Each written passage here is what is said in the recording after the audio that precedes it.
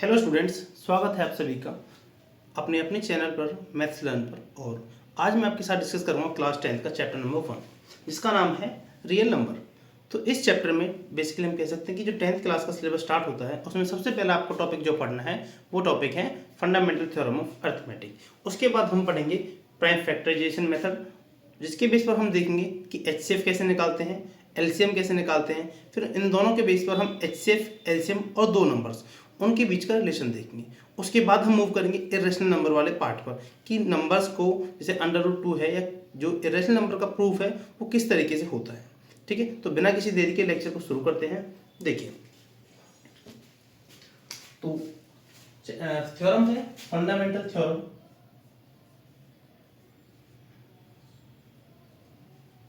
Of arithmetic. अब इस theorem का मतलब क्या है मैं आपको पहले बता देता हूँ। इस थ्योरम का मतलब ये है कि जो भी आपके कंपोजिट नंबर होते हैं उन नंबर्स को आप उनके जो प्राइम फैक्टर्स होते हैं उनके प्रोडक्ट के रूप में लिख सकते हैं। ठीक है, अब इसको थोड़ा एक्सप्लेन करते हैं एग्जांपल्स की हेल्प से ताकि आपको अच्छी तरह से समझ में आए। तो पहले मैं आपको एक बार डेफिनेशन लिखा देता हूँ इसकी, जैसे कि every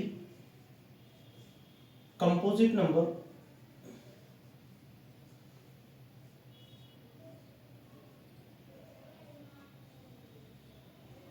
can be written as product of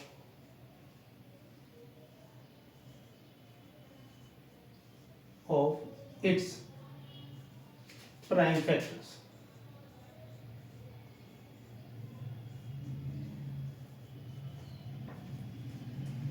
ठीक है, और एक बात और होती है इसमें कि जो भी हम लिखते हैं दिस रिप्रेजेंटेशन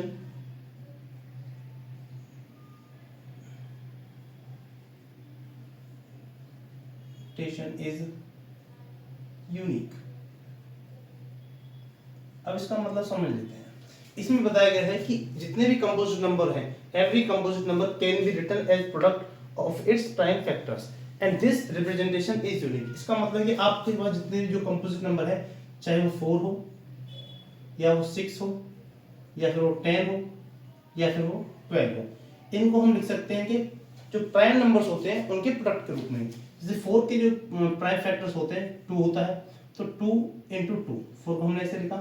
6 के जो प्राइम फैक्टर्स होते हैं, हालांकि 6 के फैक्टर 1 2 3 और 6 होते हैं, लेकिन जैसा मैं यहाँ अलग से बताऊँ आपको, तो इसके फैक्टर 1 है, 2 है, 3 है और 6 है। लेकिन ये जो दो नंबर हैं 2 और 3, यही 6 के लिए प्राइम फैक्टर्स हैं। तो हम 6 को लिख सकते हैं इसके प्रोडक्ट के रूप में 2 × 3। ठीक है, उसके बाद 10 के लिख सकते हैं हम 2 × 5। 12 को हम लिख सकते हैं 2 × 2 × 3। अगर हम देखें तो हर किसी नंबर को हमने मल्टीप्लाई की फॉर्म में लिखा है और जितने नंबर है सभी इनके फैक्टर्स हैं। और तीसरी बात, ये सभी कैसे हैं? प्राइम नंबर है। इसमें कोई भी नंबर आपको कंपोजिट नहीं दिखेगा। ठीक है, और इसमें जो लाइन है दिस रिप्रेजेंटेशन इज यूनिक का मतलब है कि आप इनके ऑर्डर को चेंज कर सकते हैं। जैसे 3 को आप आगे लिख दो, 2 को पीछे लिख दो, या 5 को आगे लिख दो, 2 को लिख दो पीछे। इस तरह 3 × 2 × 2, ऐसे तो ऑर्डर चेंज हो सकता है, लेकिन जो प्राइम फैक्टर्स इसके फैक्टर्स में प्रोडक्ट के रूप में आ गए हैं वो वही रहेंगे। इनमें कोई आप अलग से नंबर्स नहीं लिख सकते। ठीक है, 10 को हमेशा लिखने के लिए 2 × 5 ही लिखना पड़ेगा, 5 × 2 ही लिखना पड़ेगा। इनके अलावा कोई और प्राइम नंबर नहीं है जिनका प्रोडक्ट करके आप 10 को लिख सको। वही बात 12 पर लागू होती है, 6 पर लागू होती है और 4 पर। तो ये मतलब है आपकी फर्स्ट थ्योरम का, जो कि कहती है कि एवरी कंपोजिट नंबर, चाहे वो इनमें से कोई भी हो, can be written as product यानी कि multiply of its prime factors, है ना, and this representation is unique. तो ये थी सबसे पहली theorem, fundamental theorem of arithmetic. आप कोई और एग्जांपल लेना चाहो, जैसे एक एग्जांपल और ले लेते हैं हम यहाँ लिखते हैं 18 को हम लिख सकते हैं 2 × 3 × 3। ठीक है, तो यहाँ हमने 18 को लिख दिया 2 × 3 × 3 एंड 2 3 6 और 6 3 18। अब इसको और लिखने का तरीका क्या होगा? आप इसको ज्यादातर ऐसा लिख सकते हो या फिर ऐसा लिख सकते हो किसी भी तरीके से लिखो, लेकिन आपको हमेशा 2 3 यही मिलेंगे इसके प्राइम फैक्टर्स में, ठीक है। इनकी जगह आप कोई भी और जैसे 5 7 ऐसे नहीं लिख सकते। तो ये थी आपकी फर्स्ट थ्योरम। अब इस फर्स्ट थ्योरम के बाद हम जो पढ़ने वाले हैं एचसीएफ और एलसीएम पढ़ेंगे। कौन से मेथड से?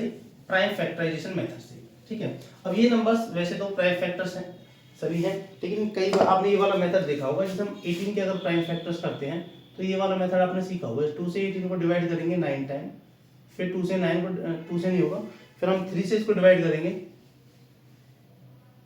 3 टाइम, फिर 3 से 3 को करेंगे 1 टाइम। तो इस तरीके से हमने 18 के जो प्राइम फैक्टर्स निकाले हैं वो 2 3 और 3 निकाले हैं, ठीक है। तो इस तरीके से थ्योरम फर्स्ट है। इसके बाद आपने जो पढ़ना है प्राइम फैक्टर मेथड, जो ये वाला मेथड है, इसके ऊपर आपको एक्सरसाइज, जो फर्स्ट एक्सरसाइज है उसमें काफी सारे क्वेश्चंस हैं, ठीक है। 3 4 क्वेश्चन है, आपको वो डील करना है। फिर इसी मेथड के ऊपर अब तक आपने जो एलसीएम पढ़ा था, एलसीएम एचसीएफ निकालना पड़ा था, उसमें थोड़ा अपडेट करके हम एलसीएम और एचसीएफ को देखेंगे, ठीक है। पहले 1 2 क्वेश्चन हम देख लेते हैं जिसमें प्राइम फैक्टर्स के क्वेश्चन पूछे गए हैं। तो जैसे एक्सरसाइज का क्वेश्चन है पहला, यहाँ करा देता हूँ आपको। जैसे हम मेथड पढ़ते जा रहे हैं वैसे ही वैसे उनके क्वेश्चन को डील करते जाएंगे। तो फर्स्ट क्वेश्चन है, आपको प्राइम फैक्टर्स निकालने हैं 140 के, ठीक है। किस तरह निकालेंगे? आप 140 को पहले डिवाइड करेंगे 2 से, तो आएगा 7 0, फिर 2 से डिवाइड करेंगे तो आएगा 35, फिर आप इसे 3 से डिवाइड करेंगे, लेकिन 3 से डिवाइड नहीं होगा, फिर आप इसे डिवाइड करेंगे 5 से, तो 5 से डिवाइड करने पर आएगा 7, फिर 7 से डिवाइड करेंगे तो कितना आएगा 1। इसका मतलब हम 140 इसको हम लिख सकते हैं 2 मल्टीप्लाई 5 मल्टीप्लाई 7, ठीक है। अब इसमें एक तरीका और है लिखने को। अभी ये हमने 2 को 2 बार लिखा है, हम इसको पावर की फॉर्म में लिखेंगे तो 2 की पावर 2, क्योंकि 2 कितनी बार? 1 और 1 2 बार, तो हमने 2 को लिखा है 2 टाइम्स, मल्टीप्लाई 5 मल्टीप्लाई 7। जो एक बार ही आया उसको हम केवल वैसे ही लिख देंगे, इसके ऊपर 1 लिखने की जरूरत नहीं है, ठीक है। तो इस तरीके से आपको जो क्वेश्चंस है कि find out the prime factors of the number, इस तरीके से आपको परफॉर्म करने हैं, आपको प्राइम फैक्टर्स निकालने हैं। एक एग्जांपल और लेते हैं, दैट इज 156। इसका सेकंड पार्ट करते हैं 156। इस नंबर के आपको प्राइम फैक्टर्स निकालने हैं। किस तरीके से?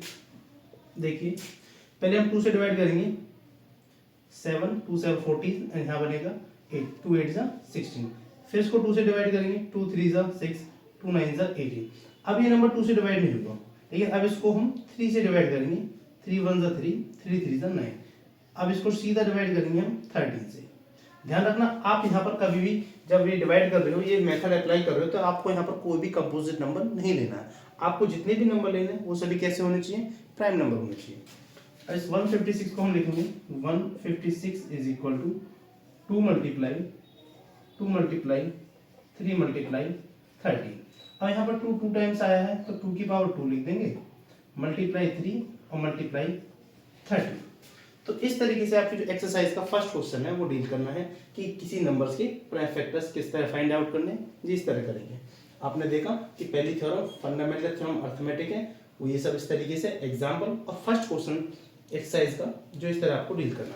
अब अगला जो टॉपिक है, अगला जो क्वेश्चन है जिसके ऊपर, उसमें हमको निकालना सीखना है एचसीएफ और एलसीएम। अब देख बताते हैं आपको।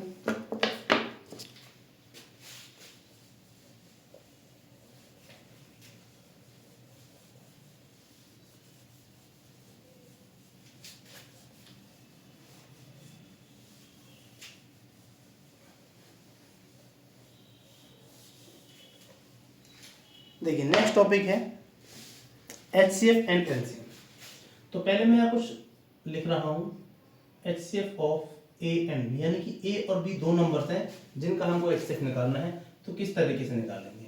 अभी हमने प्राइम फैक्टराइजेशन मेथड देखा, उसमें हमने नंबर्स को उसके प्राइम फैक्टर्स की फॉर्म में लिखा, उसी की हेल्प से हम अपने एचसीएफ और एलसीएम को निकालने वाले हैं। तो बेसिकली एचसीएफ क्या होता है आपके 10th क्लास के हिसाब से, जो थोड़ा अपडेट है निकालने के तरीके में, वो क्या होता है? Product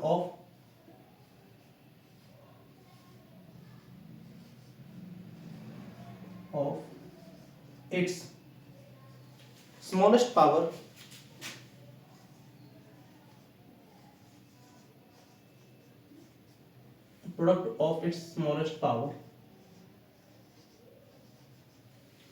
of common factor of each common factor. अभी मैं आपको एक्सप्लेन करूंगा कि इस सबका मतलब क्या है, एक बार मैं आपको लिख के बता दूं। उसके बाद एलसीएम अगर हम निकालना चाहते हैं ए और बी दो नंबर्स का, तो वो होता है product of it's greatest power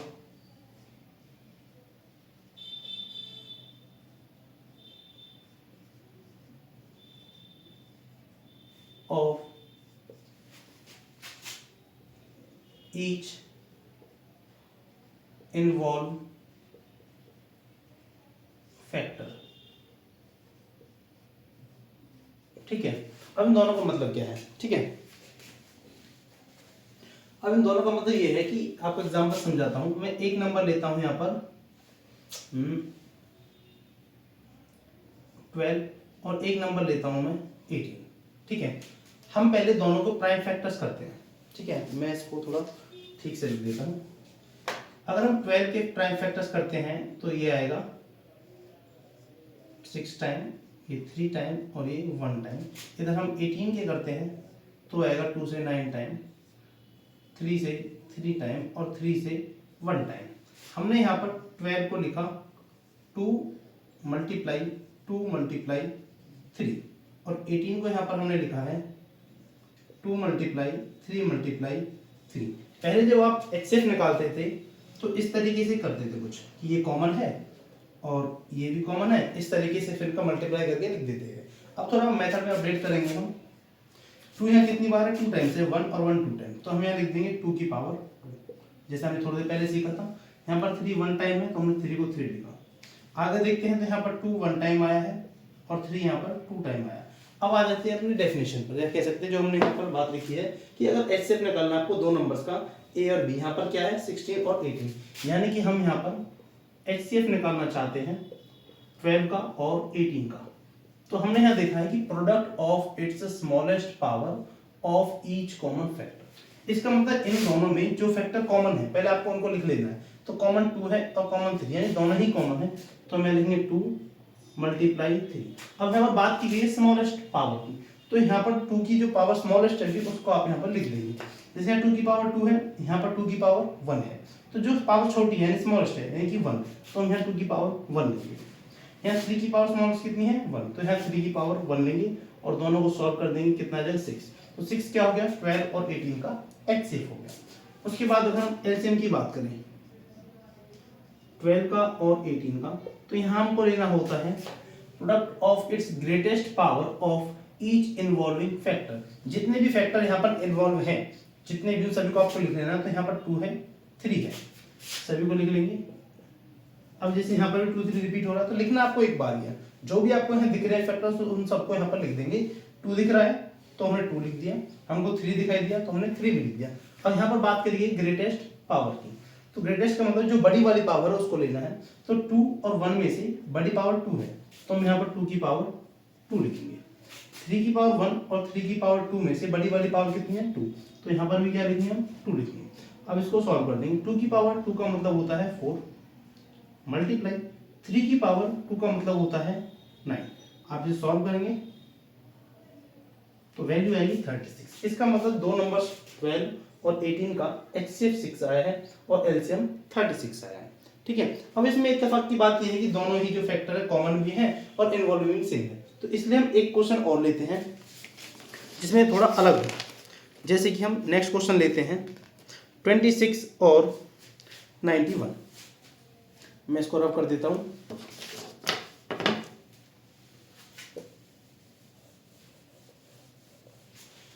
हम यहां पर एग्जांपल ले रहे हैं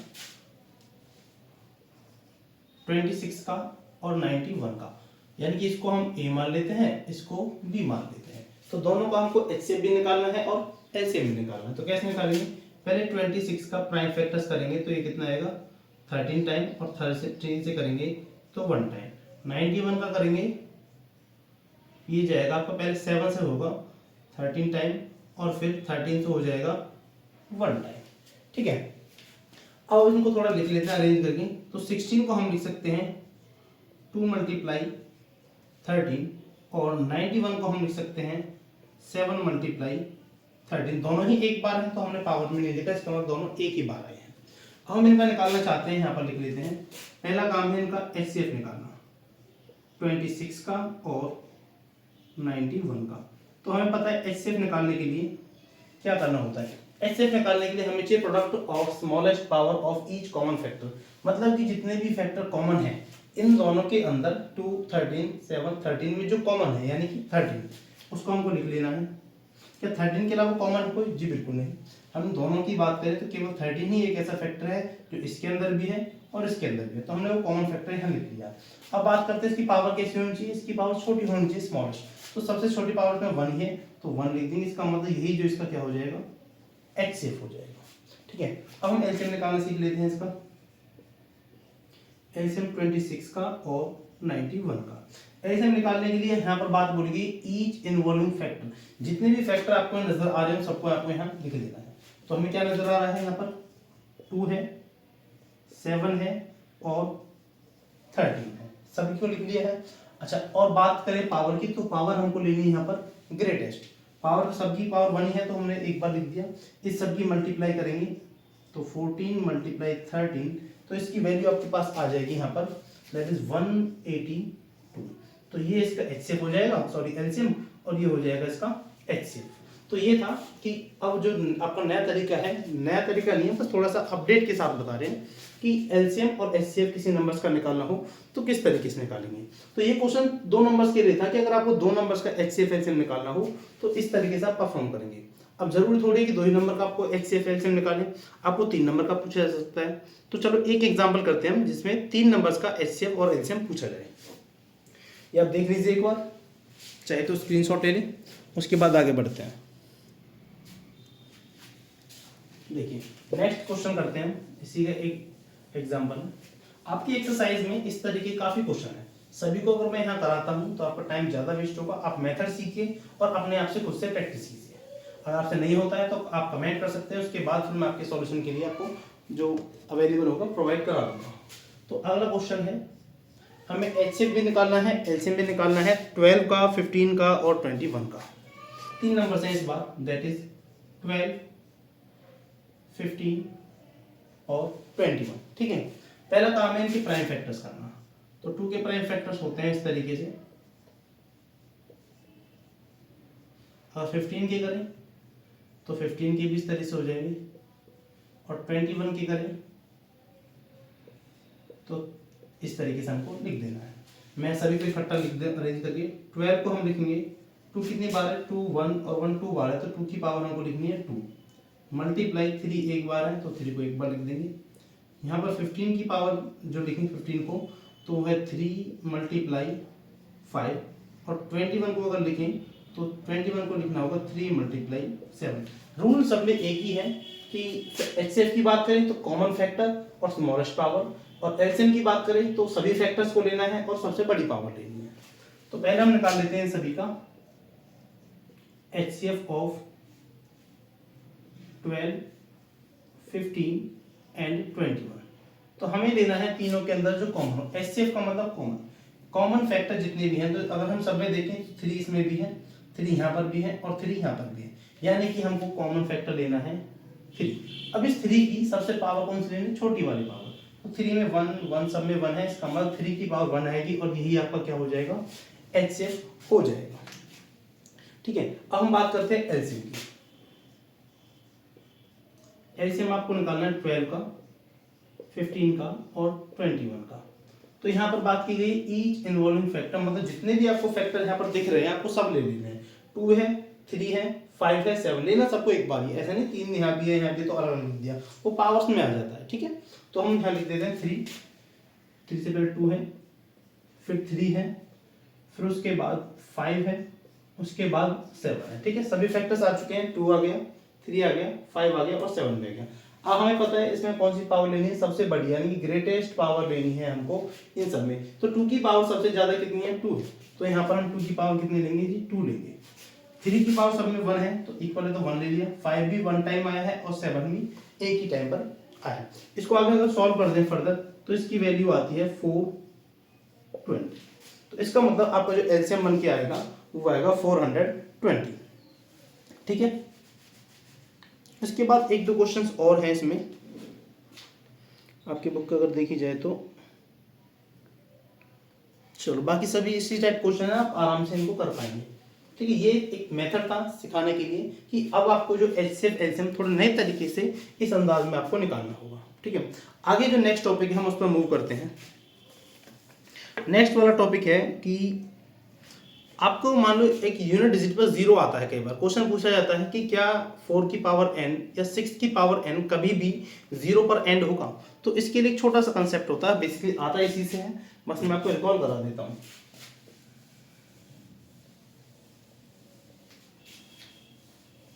देखिए मैं लिख देता हूं, to make unit digit zero. अगर आपको यूनिट डिजिट पर जीरो चाहिए तो कैसे बनता है? देखिए जीरो कहाँ मिलता है, जो आप बोलेंगे जीरो सर 10 पर मिलता है। और 10 बनता कैसे? 10 को बनाने के लिए ट्राइंगल के जो फैक्टर्स होते हैं 2 5, 2 और 5 की मल्टीप्लाई करेंगे तो हमको 10 मिलेगा। हमने एक बार 2 लिया है, एक बार 5 लिया, तो हमको कितनी जीरो मिली है? एक जीरो मिली है। अगर मैं लिखना चाहूँ इस तरीके से 100, तो मेरा काम क्या होगा कि मैं 2 को 2 बार लिख लूँ और 5 को कितनी बार लिख दूँ? 2 बार लिख दूँ। तो यहाँ क्या आ जाएगा? 2 2 जा 4 और 5 5 जा 25। इन दोनों को प्रोडक्ट करते हैं तो कितना आता है जी? 100 आता है। अगर हम आगे बात करें तो हम अगर लिखते हैं 1000, तो यहाँ कितना आएगा? 2 की पावर 3 आना चाहिए और 5 की पावर भी कितनी आनी चाहिए? 3 आनी चाहिए। अगर मैं लिखता हूँ 10,000, तो कितनी जीरो? 1 2 3 4 जीरो है। तो आप बोलेंगे सर 2 की पावर 4 ले लीजिए और 5 की पावर भी कितनी लीजिए? 4। तो हम यहाँ से क्या समझते हैं कि एक जीरो बनाने के लिए एक बार 2 और एक बार 5 एज अ प्रोडक्ट आनी चाहिए। ठीक है, ये कंसेप्ट है। अब आपसे जो क्वेश्चन पूछा जाता है वो ये है कि क्या 4 की power n will and with unit digit zero. ठीक है, क्या 4 की पावर n को कभी भी हम सॉल्व करें तो क्या यहाँ पर जैसे कोई नंबर भी आएगा तो क्या है जो यूनिट डिजिट पर हमेशा जीरो आएगा या नहीं? क्या इसकी पॉसिबिलिटी है? तो हम चेक करेंगे 4 कैसे बनता है। 4 की पावर n है, तो मैं क्या 4 को ऐसे लिख दूं 2 × 2 और इसकी पावर कितनी आ जाएगी? n आ जाएगी। तो यानी कि 4 का हमने फैक्टर्स किया तो 2 × 2 मिला, लेकिन हमको 5 कहीं पर भी नहीं मिला। और हमें पता है अगर हमको जीरो बनाना है तो 5 भी चाहिए हमको और 2 भी चाहिए। इसका मतलब इसके फैक्टर में 5 नहीं है। अगर इसके फैक्टर में 5 नहीं है तो ये जीरो कभी भी नहीं बनाएगा, चाहे आप n की वैल्यू 1 रखें या 2 रखें या 200 रखें, कितनी भी n की वैल्यू रख लें आपको यहाँ पर कभी भी जीरो नहीं मिलेगा। इसी तरीके से एक क्वेश्चन और आता है आपके एनसीईआरटी में मेंशन है 6 की पावर n, क्या ये कभी जीरो बनाएगा? तो आप चेक करेंगे 6 को हम लिख सकते हैं 2 × 3 और इसकी पावर हो गई n।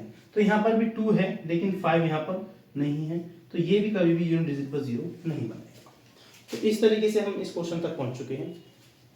उसके बाद आपका एक छोटा सा क्वेश्चन और आता है कि प्रूफ करना है किसी नंबर को, कोई नंबर दिया गया है कि क्या वो कंपोजिट नंबर है। मैं क्वेश्चंस लिखता हूं बोर्ड पे।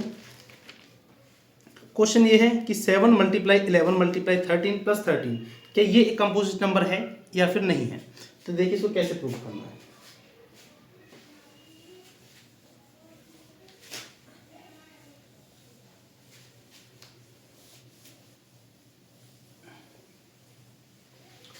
क्वेश्चन है 7 × 11 × 13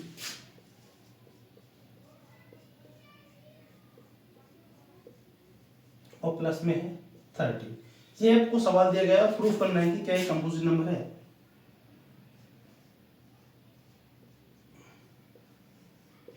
इट इज कंपोजिट।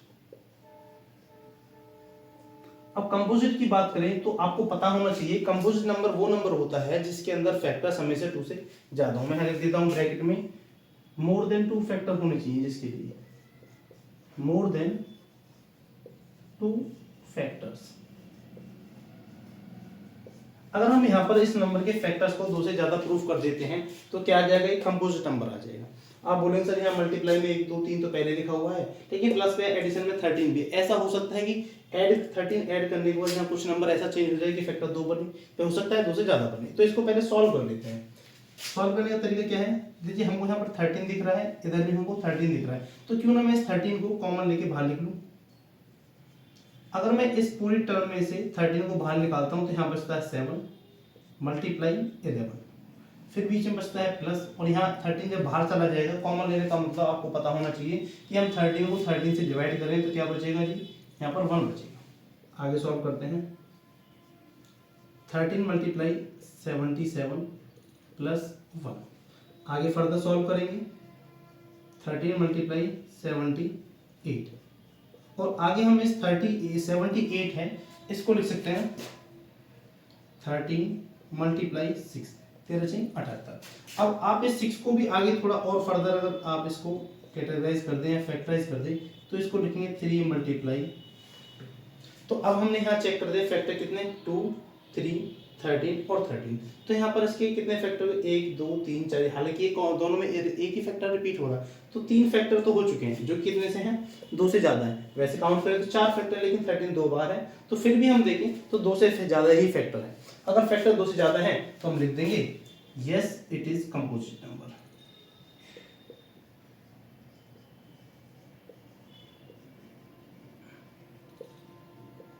रीजन क्या देंगे, because it has more than 2 factor,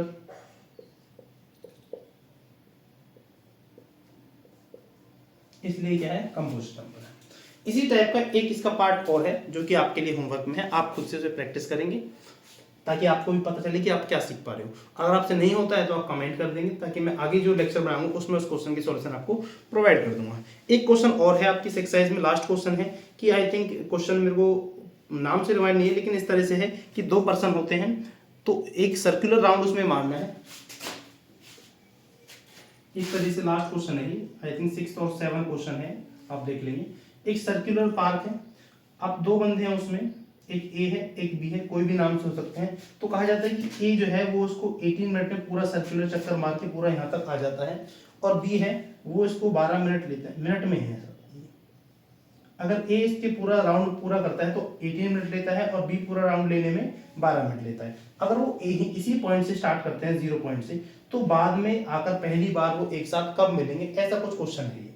ठीक है, तो इसके लिए आपको कुछ नहीं करना, बस ए का और बी का इनका एलसीएम निकाल देना है।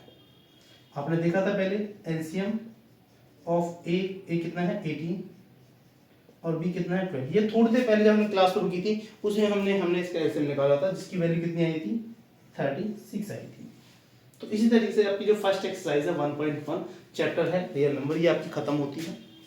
उम्मीद है कि आपको ये जो छोटा सा कंसेप्ट है, बस जस्ट कह सकते हैं कि इंट्रोडक्शन है, आपको थोड़ा क्लियर हुआ होगा। अगर आपको लगता है कहीं थोड़ी सी कमी है तो एक बार फिर से वीडियो को रिपीट करके देखेंगे और अपने इस कंसेप्ट को क्लियर करेंगे, ताकि हम आगे जब नेक्स्ट लेक्चर अपलोड करें जिसमें हम सीखेंगे कि प्रूफ ऑफ इरेशनल नंबर्स, उनमें आगे जो फर्दर किस तरीके से हम करना है उसको आगे देखते हैं। तो इस लेक्चर को यहीं पर एंड करते हैं, मिलते हैं नेक्स्ट लेक्चर में नेक्स्ट कंसेप्ट के साथ।